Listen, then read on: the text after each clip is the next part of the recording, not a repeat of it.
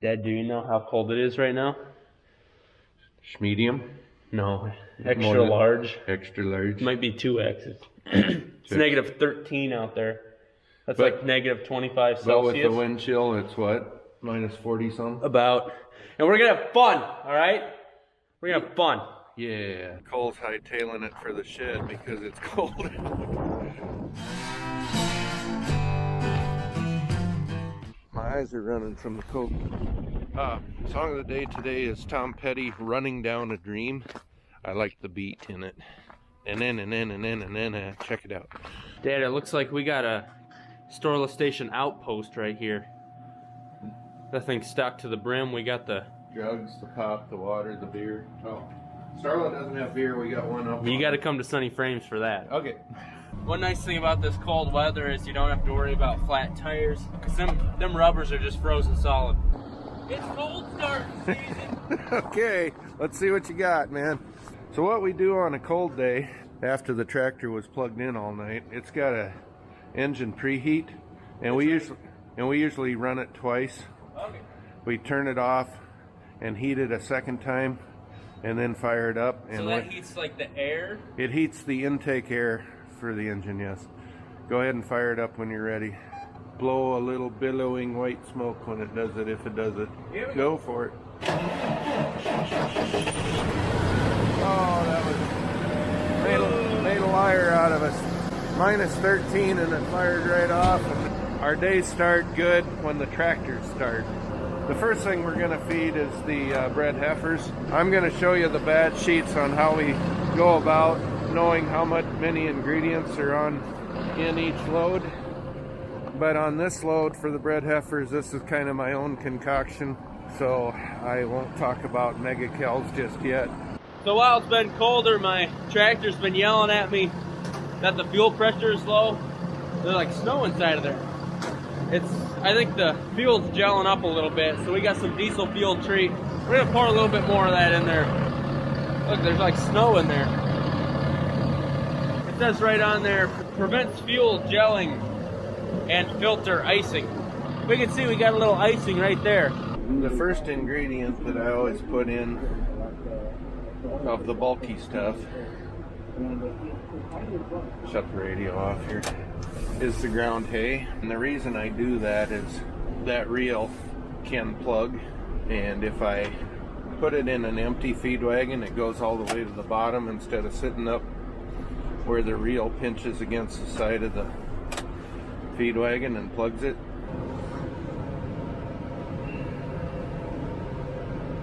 There's about 68 bred heifers in this group, and I'm going to put 1,000 pounds of hay in. And this hay is half grass hay and half alfalfa ground together. We mix it in one pile. So Cole pulls up, he starts it up, the reel going before I dump in there. The scale says 910 pounds. I don't have quite enough in there yet. I'm going to go back and get a little bit more. Some of this is probably going to get deleted because Cole's going to tell me I had to go through an hour and a half of stuff to edit. It took me forever. Yeah, so right along this front side of the mixer wagon, where the reel comes around and comes up against this side, if you dump too much in, especially if it's wet hay, it'll pinch up against the side and it'll stop your reel. Do you remember last fall we ground wet corn and packed it in the pit? And it's really nice to have our hay, or excuse me, our corn right here. We don't have to get a load out of the bin every 2 weeks or whatever in the wintertime. It's right here in the bunker next to the commodity shed. And plus it adds a little moisture to the ration, which is a good thing. It's good for the cattle to not just have a dry ration. Look, Ma, no hands. I got one on the loader bucket and one on the camera and none on the steering wheel. And yes, I am giving corn to my first calf heifers before they calve.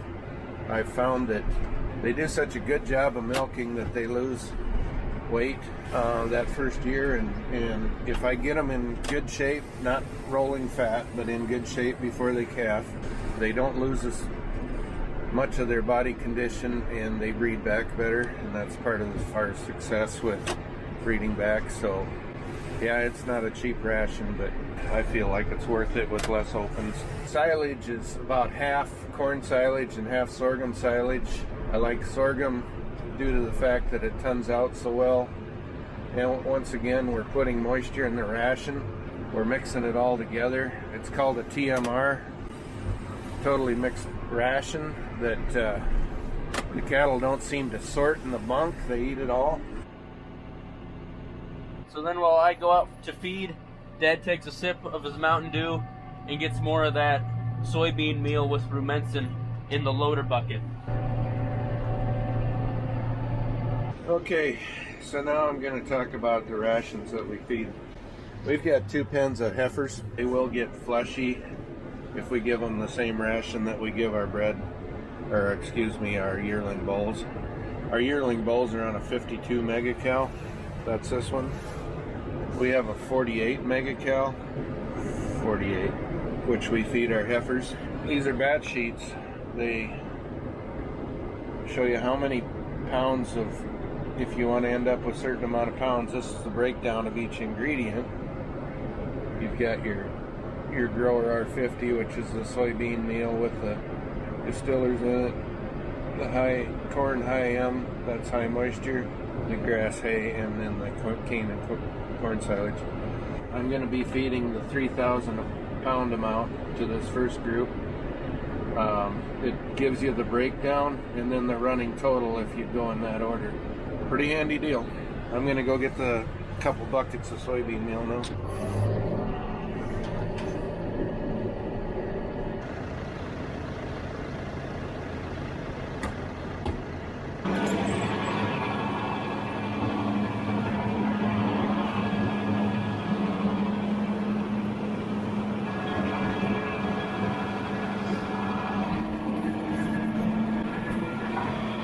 We're going to need 870 pounds of corn.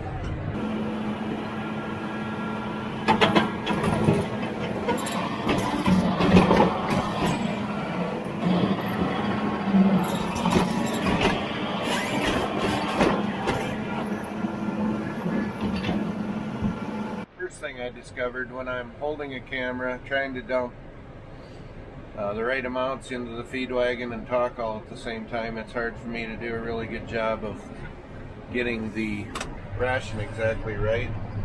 Fortunately, the only thing I did is put a little bit too much ground hay in there, which it's really cold, and I wouldn't doubt that the bunks will be empty tomorrow morning anyway. Which brings up bunk management. You drive along the bunks and everything's not gone from the day before. You can just cut back and move up your ration sheet, use a little bit less or something, and then the next day the bunks are clean again, so you don't have that buildup in there. Kind of want it cleaned up 4 or 5 o'clock in the afternoon is my thought anyway. I'm sure other people have different opinions. Here you can see Cole is ready to roll here, and he wants to get that spread from one end to the other so everybody can get up to the bunk and not fight. If he gets it all, you know, on 3/4 of the bunks and the last couple bunks are empty or something, that's just not great for the cattle. He does a really good job of remembering how fast he goes for each bunk line and getting it all spread across there. So you can see the calves are eager to come up and eat. Got some frost on them. It was a cold night. I'm going to go back now and get ready for the next load. TikToking or something. Okay, first thing, make sure that this will run, actually. Oh, that's not good. And it won't run. Where is it frozen at? I don't have any clue.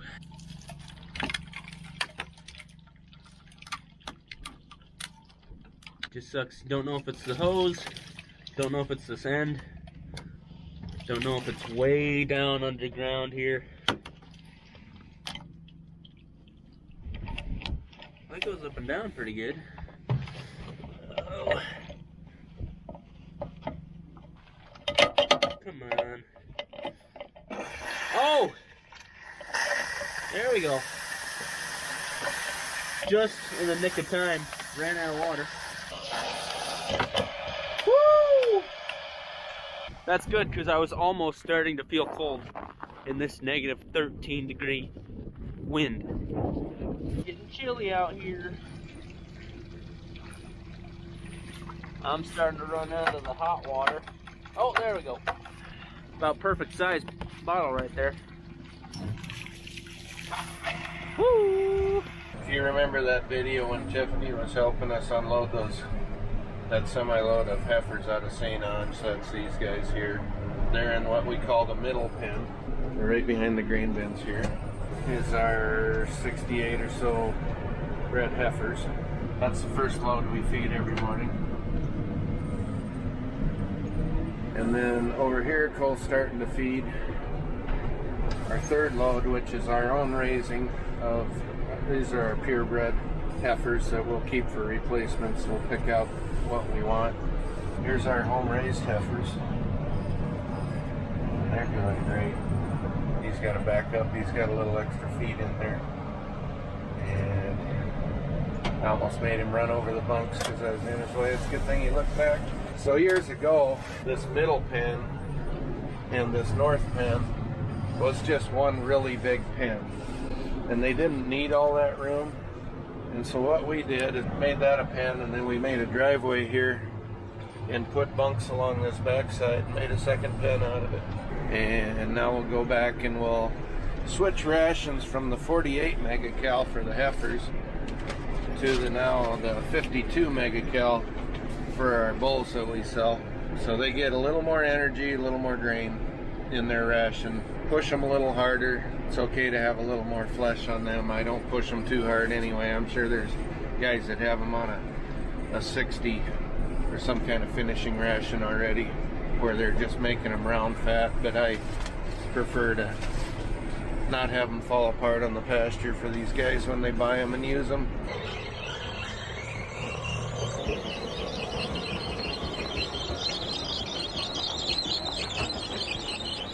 Hi Ellie. How you doing? So that's our 4 loads at home. Here's the man behind this camera. We're gonna go feed the cows. They're out on corn stalks and they can pick on their own. There's still corn on the field that they're picking up, but on these extremely cold days, we give them about a half a ration that they would normally get, and the rest they'll do on their own. That's all I got to say about that. You guys can stay in the heat of the gator.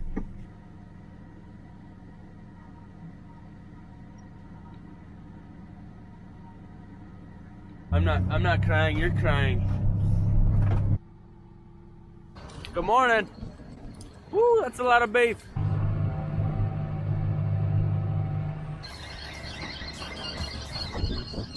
There they are.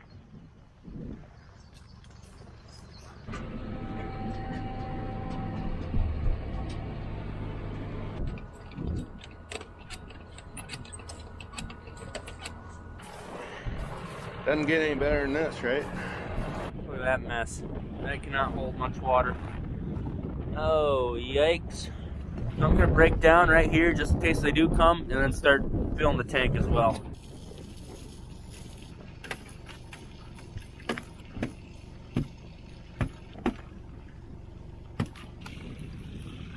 Whew. If you didn't have a vacation, here's your little slice of the Niagara Falls.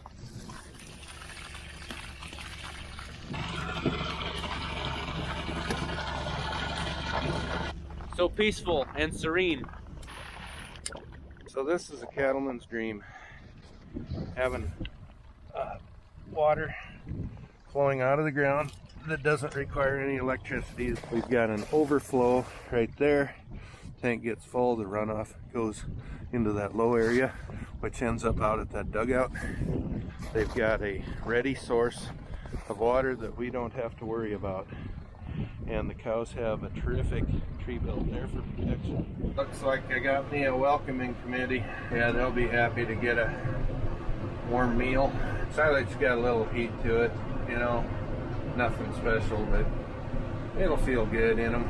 It's like they blew out the fence here a while back, and now they're using it as a gate to get through one at a time.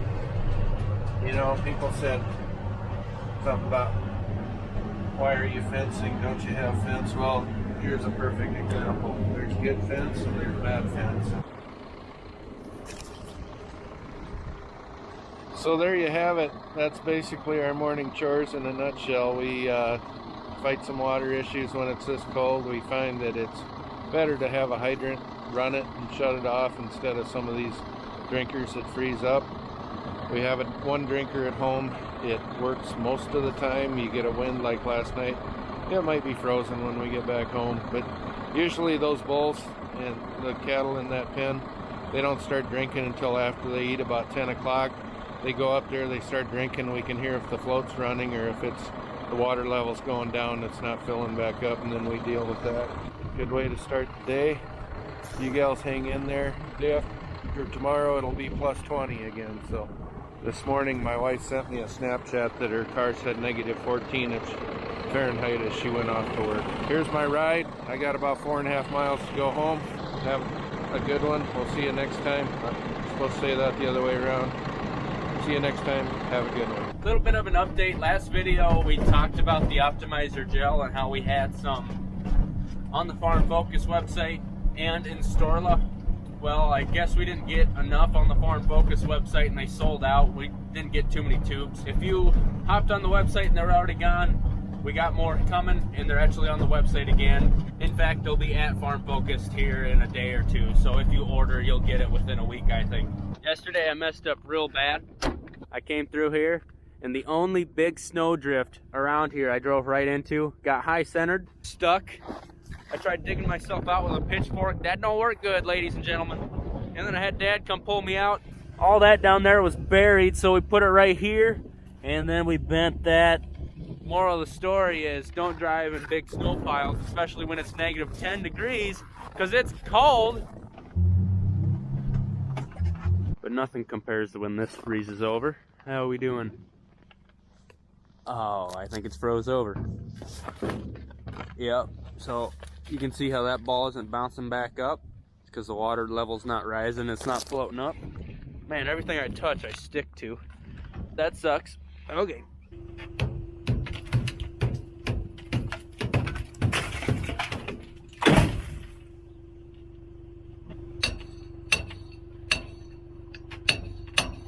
Whew, that's a breeze. Well, I guess I lied. Well, when you can see the blue balls pop back up, that's awesome. Otherwise, what we do is we take the skid loader, drive it over there, attach one end of this hose onto the exhaust, which is of course really hot, basically melts this hose, and then take the other end and shove it down underneath the water so that hot air can get up to the valve and thaw it out. It works like a charm 60% of the time, all the time. So Jeff has a friend or somebody he knows that wants some optimizer gel, and so Dad and I are gonna go put some in a box and ship it from Storla Station. Also, if you're ordering it on Cole's merch site, they sold out overnight, but we have more coming. One for me, one for you. Okay. Nice.